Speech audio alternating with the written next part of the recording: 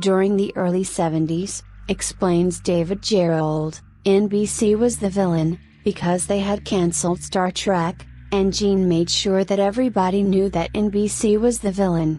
Gene was this man who wanted to change the world for the better, and NBC wouldn't let him. Then the movement shifted to, gee, let's have a Star Trek movie, and all of a sudden Paramount is the bad guy. It was always NBC was the villain for the series and Paramount was the villain for the movies, and it wasn't that way. By 1977, some of the fans were beginning to perceive that Gene was the reason for the delay in the Star Trek movies, because the word did get out that he hadn't come to terms on his contract, and while some of the fans were mad at Gene, for the most part the public perception was in his favor, and Gene was carefully nurturing it. He'd go out to various speaking engagements and he would say, "It's difficult. How do you convince the studio executives that what you're talking about is changing the world?" And he'd do it very slyly. We're talking about studio executives, who are maligned by everyone who works for them. If a studio makes 15 hit pictures in a year, who gets the credit? The directors, the actors, the executive producers of the picture, but the studio executive who said, "I'll buy this picture, I'll finance it," he's just lucky enough to be sitting there when they brought the project into him. I have to tell you that I've spent a lot of time with studio executives, and they can tell the difference between a good story and a bad story. They get excited when they work with exciting people. You don't get to be the head of a studio by accident, and the ones I've met are not stupid men. Admittedly, there have been some stupid men as studio executives who do make mistakes, but 20 years at Paramount. Paramount is the most successful studio in the industry. Down the line they're doing all these great pictures like The Godfathers, Saturday Night Fever. And they can't get Star Trek on the boards? Give me a break. Whether this assessment is correct or not, one cannot deny the fact that something was causing this project innumerable delays. In any case, Roddenberry was given his old office at the studio and told to write a movie script for a low-budget feature film. "They turned me down a couple of times," Roddenberry said. "Then finally they said, 'Write a script, and we'll give you an office on the lot and think about it.' They were not that serious about it when we first started. I think they had in mind a $2, $3 million picture. We debated a long time whether it would be a 2-hour TV film or movie for theatrical release. I didn't want to do it for television. When the original Star Trek ended, Paramount thought it had a real loser on its hands, a stinker. Oh, they'd make a couple of bucks on reruns, but they knew the show would never amount to much. They destroyed all the sets. Everything. Even Spock's ears. I felt that for TV, the limited budget allowed just would not suffice for the rebuilding of the sets and of the Enterprise. It would be the same quality as on the old show and, after all these years, I felt that they wouldn't be good enough. They said, "Okay, we'll do a theatrical release. Go write a script." I was working on the series Barbary Coast, explains actor William Shatner, which was done at Paramount. It was on one end of Paramount, and Star Trek had been filmed at the other end of Paramount. I had never, for the longest time, revisited the stage area where we had filmed. So one day I decided to go there, and as I'd been walking and remembering the times, I suddenly heard the sound of a typewriter. That was the strangest thing, 'cause these offices were deserted. So I followed the sound, till I came to the entrance of this building. And the sound was getting louder as I went into the building. I went down a hallway, where the offices for Star Trek were. I opened the door and there was Gene Roddenberry. He was sitting in a corner, typing. I hadn't seen him in 5 years. I said, "Gene, the series has been cancelled." He said, I know the series has been cancelled. I'm writing the movie." So I said, "There's gonna be a movie? What's it gonna be about?" He said, "First of all, We have to explain how you guys got older. So what we have to do is move everybody up in a rank. You become an admiral, and the rest of the cast become Starfleet commanders. One day a force comes toward Earth. Might be God, might be the devil. Breaking everything in its path, except the minds of the starship commanders. So we gotta find all the original crewmen for the Starship Enterprise, but first. Where is Spock? He's back on Vulcan, doing R&R. 5-year mission, 7 years of R&R. He swam back upstream. So we gotta go get him. I call that show What Makes Salmon Run. So we get Spock, do battle, and it was a great story, but the studio turned it down. Although little is known about the resulting script, entitled The God Thing, reports have stated that the premise questioned the very nature of God and the universe around us.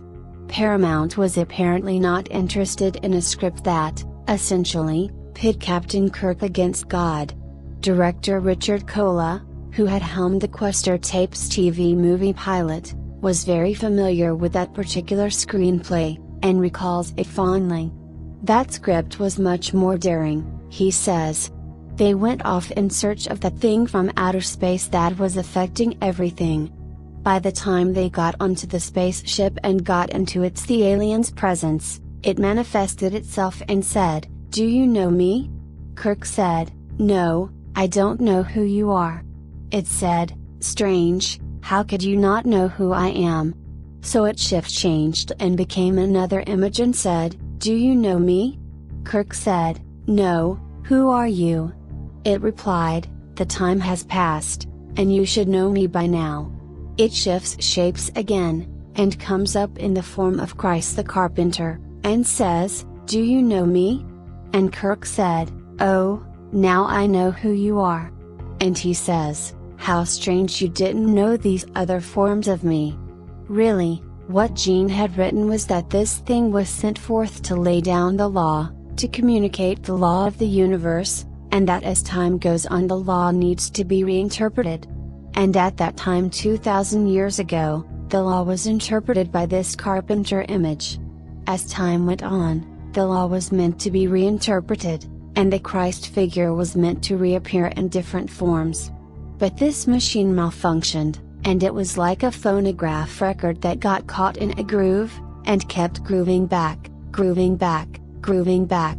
It's important to understand the essence of all this and reinterpret it as time goes on. That was a little heavy for Paramount.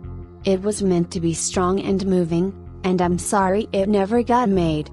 I handed them a script and they turned it down, Roddenberry stated matter-of-factly in 1980. It was too controversial. It talked about concepts like, who is God? In it the Enterprise meets God in space. God is a life form, and I wanted to suggest that there may have been, at one time in the human beginning, an alien entity that early man believed was God, and kept those legends. But I also wanted to suggest that that might have been as much the devil as it was God. After all, what kind of God would throw humans out of paradise for eating the fruit of the tree of knowledge? One of the Vulcans on board, in a very logical way, says, "If this is your God, he's not very impressive. He's got so many psychological problems, he's so insecure. He demands worship every 7 days. He goes out and creates faulty humans and then blames them for his own mistakes. He's a pretty poor excuse for a supreme being."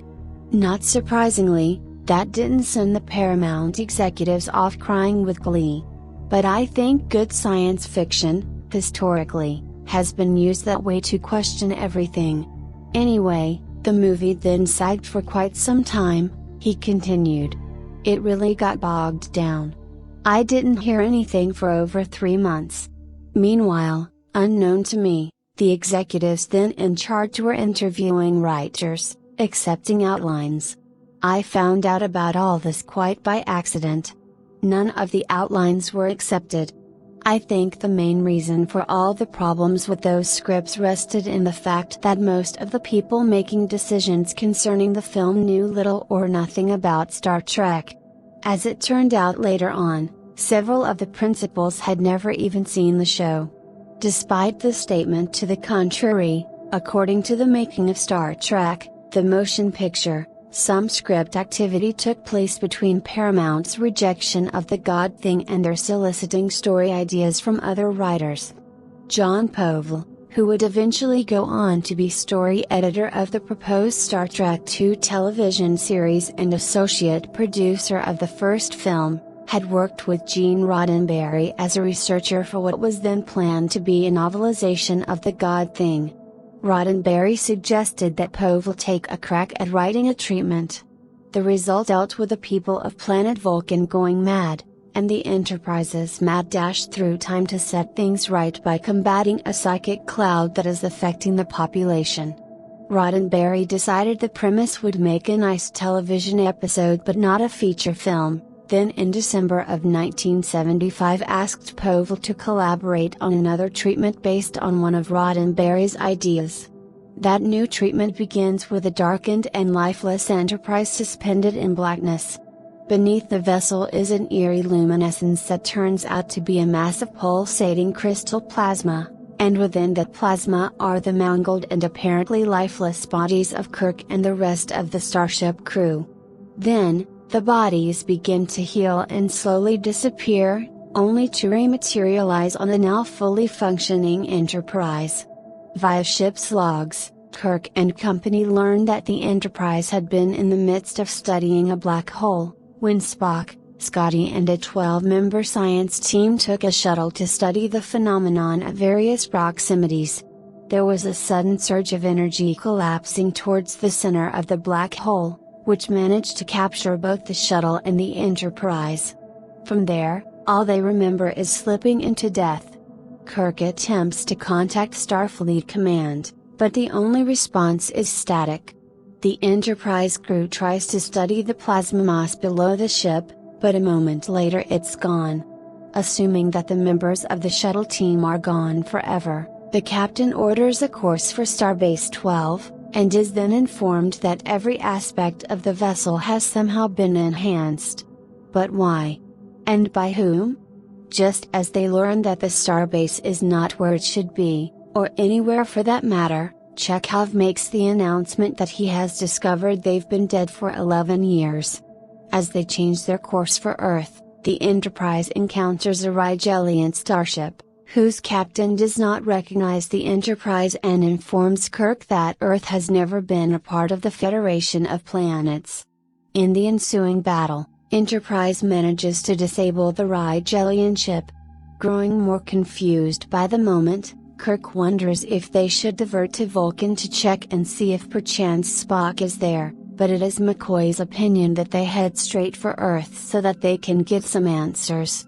The captain reluctantly agrees, but on Vulcan, Spock utters Kirk's name and remembers parts of a former life, which has not happened in 2 years.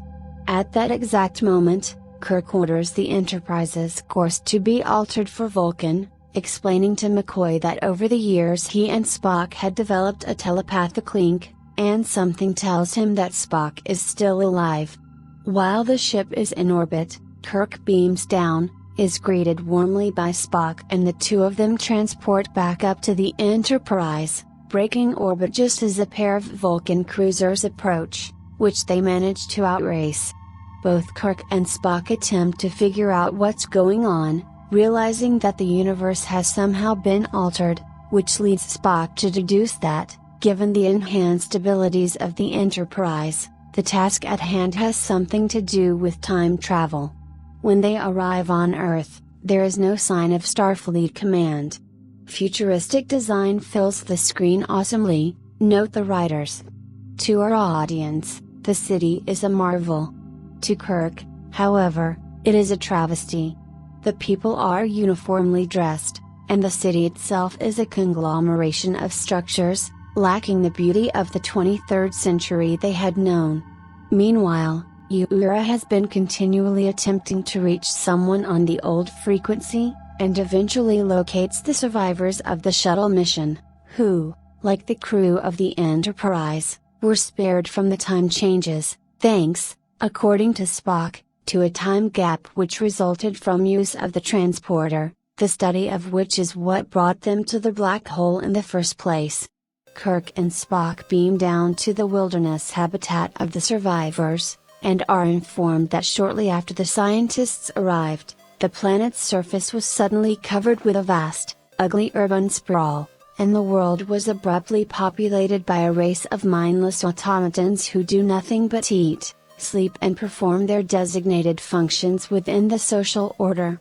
They ask about Scotty, and are told that he had been working in a special laboratory in Munich, studying the time gaps so that he could get the Enterprise to avoid the black hole that destroyed it. That was all they had heard from him before the changes took place. Scotty, they realize, is somehow the source of the time shift. Eventually learning that they have to go to the year 1964, the Enterprise travels backwards in time but at great expense to its power. Kirk, Spock and one of the scientists, Yeoman Roberts, beam down to a Munich that looks notably different than what they expected.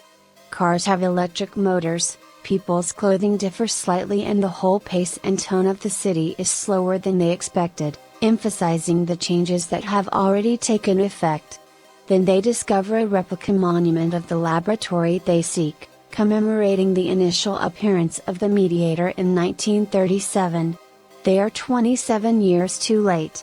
According to the people they question, the Mediator brought peace and optimism to the world, cured diseases and fed the hungry. He can be found at the League of Nations headquarters in Geneva. The latter is quite a shock, as it means that World War II never took place. They beam over to Geneva, and learn that the Mediator is a computer, which was reportedly a gift from aliens who left instructions on how to build it. The work itself was done by a committee of world leaders and scientists. Interestingly, the latter played an important part of Roddenberry's The Questor tapes. A similar type of committee put the android together. Kirk meets with Winston Churchill, who denies him access to Scotty. With little choice, they go back to the Enterprise and beam the committee aboard so as to explain their position. Shortly thereafter, Mao Zedong, Albert Einstein, John F. Kennedy, Eleanor Roosevelt and 2 secretaries are beamed aboard, and needless to say they are a bit overwhelmed. Kirk conducts a tour, ultimately explaining that this is Montgomery Scott's home and he must be returned to it. They have no objections, but only the computer speaks to him. Using computer tapes as evidence, Kirk goes before the committee, pleading for the opportunity to meet with Scott. Adolf Hitler argues that he is needed here, and, given the fact that Scott is now an old man, he can be of no use to the Enterprise. Hitler is suspicious, pointing out that Kirk would not have made such a perilous journey simply to renew an old friendship. He demands to know the captain's real motives. Kirk finally explains that Scott is responsible for the future time alteration, and has no choice but to show history tapes of what should have occurred between the years 1937 and 1964. They witness World War II, use of the atomic bomb, the Korean War, Kennedy's assassination and so forth. The audience is horrified by what unfolds. Granted that this is an awful prospect, says Kirk, but progress must be made one step at a time by a great number of individuals. Mankind will finally correct these horrors on his own, without the intervention of a mediator. He adds that their mediator is a product of the history he has wiped out. Because of Scott's interference, the committee has made themselves slaves to a computer. The only way to prevent the world from being enslaved is to allow Kirk to meet with Scott. They refuse, pointing out that they will not allow their age of splendor to become like the one they saw on the viewing screen.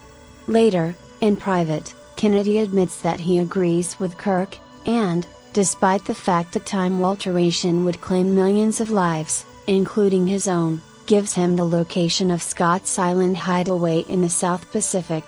When Kirk, Spock and McCoy arrive on this island, a considerably older Scotty is naturally shocked to see them. He explains that his first experiments had proven successful, and 5 years later, he attempted time travel to prevent the black hole incident, but something went wrong and he suddenly found himself surrounded by German soldiers, who immediately attacked him. He was forced to stun them with his phaser.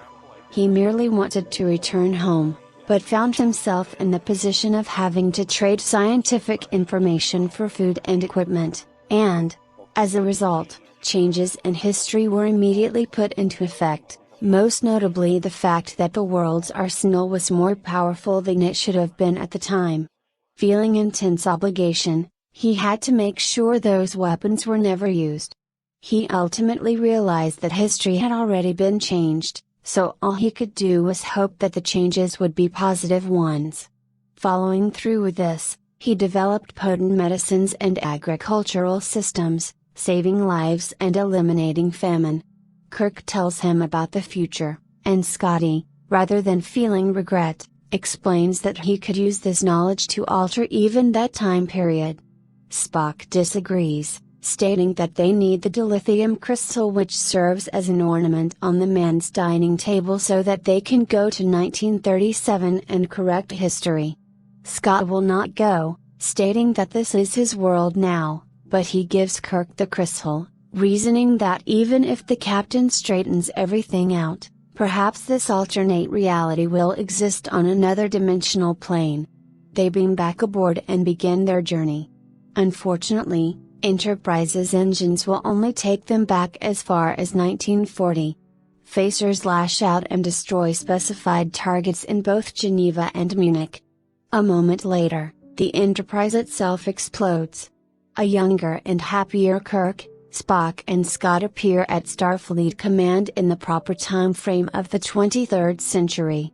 Spock informs the command officer that his time gap calculations were mistaken. An investigation of the black hole will not be necessary. The Enterprise crew has been rewarded by the plasma entity, actually the evolved form of humanity in the alternate future, with another chance at life. In April of 1976, Povl expressed his impressions of this treatment, giving every indication that a tremendous amount of thought had gone into its development, and providing insight to its meaning. Does the advancement of a technological civilization require that mankind must or will sublimate and subjugate pleasures into extinction? He asked. Is Captain Kirk, whose love is reserved for his inanimate ship, evolving into a Spock-like creature whose potential for love was extinguished in childhood by inanimate logic and order? Will the battle in a man's mind to retain his humanity grow more intense as the centuries advance? Will the human race build itself into a joyless condition, as the Vulcans did? Finally, the point relating to our story: where are the forks in such an evolutionary road, and what are the future prospects of man along each route? This setup holds an additional advantage, Povl added. By making the 23rd century clearly superior yet distinctly distasteful, our audience will be rooting for World War II to be fought. Too many people would find our early image of a century-citified Earth quite acceptable and not enough of a loss to require suffering to change. We need the audience to want the chance to fight the damned wars and solve the problems on our own as they come up. We are reaffirming humanity, not philosophy, and this should be clear enough to get the audience with us on this point early on. Make them want to throw off the unbridled progress. This is no less dramatic than having them feel ambivalent about throwing away an advanced 1970.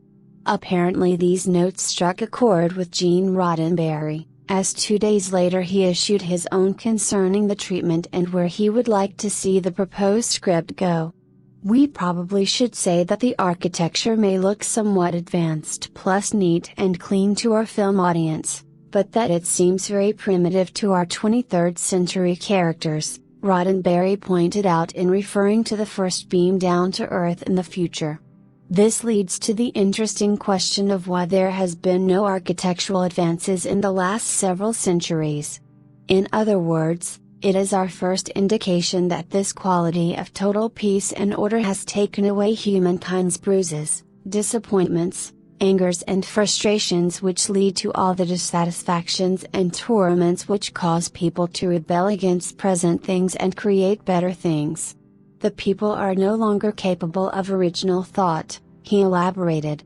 They can think, perhaps even efficiently, within their areas of specialization, but are simply totally lost outside that area. Yet, every physical need is taken care of, he has absolutely no wants. McCoy, always our humanitarian, can argue that it comes pretty close to being the best of all possible worlds. Who's to say that their own rather anarchic 23rd century society is any better? These people are never threatened in any way, never lied to, all of their senses are regularly gratified. They may not develop intimate personal relationships like us, but they do have a marvelous sense of being an integral and protected part of the whole socio-organism which they deeply and sincerely love. The socio-organism, in fact, fulfills one of humankind's most ancient needs, that is, to be fully and firmly a part of something bigger than the human's selfish self. Couldn't the enforcers, police officers of this altered future, carry phasers? Scotty no doubt had a phaser when he went back in time. Perhaps he's added to it a pleasure setting which sends the victim into positive throes of ecstasy before, then, at the height of orgasm, being eliminated. It could be argued that the orgasm seems to the victim to last 100 years or so, before being eliminated. They seem to themselves to actually live an incredibly pleasant lifetime before dying for the good of the socio-organism. Hell, who's going to worry about that kind of death? Maybe all deaths at the end of a usefully productive life are arranged this way. Sort of something to look forward to. Hell, you can't get people to rebel against that. By the time Kirk gets to discussing the situation and making the decision, he should be a troubled man, added Roddenberry. I said something in the rewrite I gave you about someone criticizing the fact he is playing God by going back and changing history all over again. Kirk is a bright man raised in the philosophy of Vedic, and this has got to cause him considerable utter turmoil. As we discussed earlier, the crystal plasma mass sent some kind of a message to Kirk which was so powerful it damned near shorted out his mind. All he could get out of it was a sort of feeling of loneliness. Is it possible that Spock, using mind meld, might try to use his own brain to determine whether or not there was an intelligent life form's message? If so, Spock might volunteer to attempt to try to decipher that message. It is possible the message could be so complex that even Spock isn't able to come right out with it. Perhaps it takes weeks of Vulcan meditation. During these weeks, the Enterprise could have gone back in time, still not having made the decision whether to interfere. We do have a nice will he or won't he? Question hanging over our story for a while. Maybe the temporary decision is that they'll go back to the earlier century, and if they decide not to interfere, they'll simply live there since it is at least a world somewhat closer to their own. But at the last moment, Spock finally understands the message. Since I am smarter than Spock, he joked, and know what the crystal plasma mass said, here it is in fact humankind's future to become a oneness with itself and indeed with the entire universe. But it is the plan of the universe for this to happen to intelligent life forms eons later. It has happened to humankind long before they are ready. In short, they've found a oneness in themselves without finding it with the universe. As such, they blundered into the ultimate selfishness. The crystal plasma mass is condemned to live separately from all the rest of the universe through all time. Hence the loneliness. I hope to God you can say the above in a simpler way, he closed. I guess what I am actually trying to say is that our destiny is to become a part of God, which is really all. Because changed humanity was not allowed to grow through adolescence and adulthood in the normal fashion, it never made the all. Individualism, selfish individualism, is absolutely necessary. When the time comes for that to be changed, it will happen of itself. But humankind must live through the entire stage and extract every bit of knowledge and experience from it before moving on to a higher plateau of existence. Needless to say, this story was rejected as well, and Star Trek was back at ground zero.